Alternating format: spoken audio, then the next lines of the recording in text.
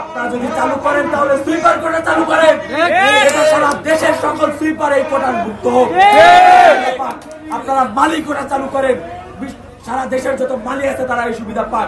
4 minute পরে কাউকে ঢুকতে বা বের হতে দেওয়া হবে না সিদ্ধান্ত গ্রহণের আগ পর্যন্ত। এটা রাজশাহী বিশ্ববিদ্যালয়ের শিক্ষার্থীদের শহীদের রক্তের প্রতি ওয়াদা।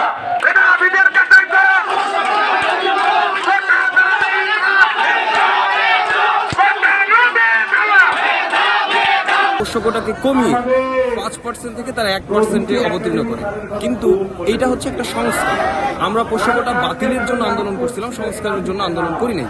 যেহেতু তারা এখনো পর্যন্ত 1% কোটাকে অব্যাহত রাখছে, সেই 1% কোটাকে পুরোপুরি নির্মূল করার জন্য আজকে আমাদের এই কর্মসূচি। এবং আমরা বিশ্বাস করি রাজশাহী বিশ্ববিদ্যালয়ের প্রশাসন বা এই প্রশাসনের সাথে জড়িত যেসব কর্মকর্তারা আছেন তারা মারাত্মক রকমের যৌক্তিক মানুষ, এবং তারা যৌক্তিক বলেই কিন্তু আমরা আগের প্রশাসনকে এখান থেকে উৎখাত করে তাদেরকে এই সিটে বসাইছি, রাইট? সুতরাং আমরা বিশ্বাস করি আমাদের আন্দোলন, আমাদের চাওয়া যেহেতু ন্যায্য এবং যৌক্তিক, এবং প্রশাসনের যৌক্তিকভাবে এখানে বসছে, সুতরাং এই বাকি 1% যেটা রয়েছে সেটারও যেহেতু যৌক্তিকতা নাই, খুব দ্রুতই এটা আজকের মধ্যে তারা নিষ্পত্তি করবেন এবং 1% করেও সমূল উৎপাদন করবেন। তাদের কর্মসূচি কতক্ষণ পর্যন্ত চলতে পারে?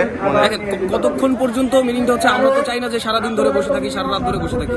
আমরা আমাদের দাবি যেহেতু যৌক্তিক, এবং এই যৌক্তিক দাবি যত দ্রুত পূরণ হয়ে যাবে তত দ্রুত আমরা এখান থেকে উঠে যাবো। আমাদের ক্লাস আছে, অন্যান্য পরীক্ষা থাকে, সবারই তো সামাজিক জীবন আছে, আর্থিক, সুতরাং আমরা এখানে বসে থাকতে চাই না। তো অপরিণামদর্শী সিদ্ধান্ত নিয়ে বিশ্ববিদ্যালয়ে এই ভিসি প্রভিসি তারা আমাদেরকে নিয়ে রাষ্ট্রে তাদের ফেসবুক পোস্টে তারা আমাদেরকে বিভিন্ন ধরনের ব্লেম দিয়েছে, আমরা নাকি তাদের কাছে অন্যায় আবদার করতেছি। আমরা আপনাদেরকে বলতে চাই, আমাদেরটা যদি অন্যায় আবদার হয় তাহলে আপনারা কাদের দালালি করতেছেন অবশ্যই জবাব দিতে হবে। এবং আপনারা যে যুক্তি দেখাচ্ছেন বিশ্ববিদ্যালয়ের যারা সুইপারের ছেলে যেন সুইপার না হয়, মালির ছেলে যেন মালি না হয়, আপনাদেরকে একটা কথাই বলি, রাজশাহী বিশ্ববিদ্যালয়ের বাইরে সারা দেশে অনেক সুইপার আছে, অনেক মালি আছে, এটা কি তাদের সাথে বৈষম্য হবে না? আপনারা যদি চালু করেন তাহলে সুইপার কোটা চালু করেন, এটা সারা দেশের সকল সুইপার এই কোটার মুক্ত হোক। আপনারা মালি কোটা চালু করেন, সারা দেশের যত মালি আছে তারা এই সুবিধা পান।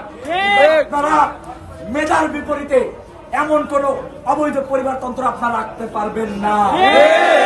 এবং আপনারা যে বলতেছেন তারা পিছিয়ে পড়া জনগোষ্ঠী, রাজশাহী বিশ্ববিদ্যালয়ের 36,000 শিক্ষার্থীর মিনিমাম 6 থেকে 7,000 শিক্ষার্থী আছে যাদের বাবার দৈনিক ইনকাম 150 থেকে 200 টাকা। তাদের থেকে পিছিয়ে পড়া জনগোষ্ঠী রাজশাহী বিশ্ববিদ্যালয়ের শিক্ষক কর্মকর্তা কর্মচারীরা না। আর আপনারা ভর্তি বিজ্ঞপ্তিতে বলছেন শুধুমাত্র 24-25 সেশন 1 বছরের জন্য। এই অবৈধ পরিবারতন্ত্রকে আমরা আজীবনের জন্য অবৈধ ঘোষণা করতে চাই। সকল কর্মকর্তা কর্মচারীকে প্রশাসন ভবনে অবস্থানের জন্য অনুরোধ জানাচ্ছি। কর্মকর্তা কর্মচারীদের মাত্র